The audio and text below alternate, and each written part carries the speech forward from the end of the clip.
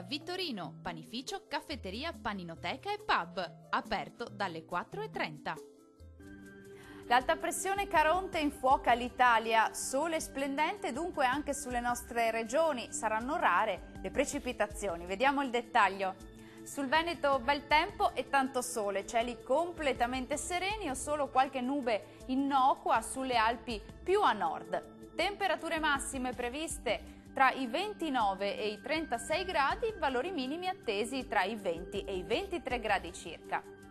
Andiamo ora a vedere che tempo farà sul Friuli Venezia Giulia. Splendida giornata soleggiata e stabile su tutta la regione, cieli anche in questo caso che saranno completamente sereni ovunque.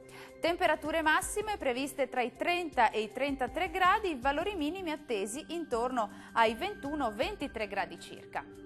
Concludiamo con uno sguardo alla situazione del Trentino Alto Adige. Locali temporali pomeridiani sui settori alpini di confine, sole e bel tempo altrove. Le temperature sono previste in leggero aumento con massime tra i 32 e i 34 gradi, valori minimi sui 22-23 gradi circa. Il mare sarà generalmente poco mosso, i venti moderati e sudorientali. Dal meteo di Antenna 3 è tutto, arrivederci!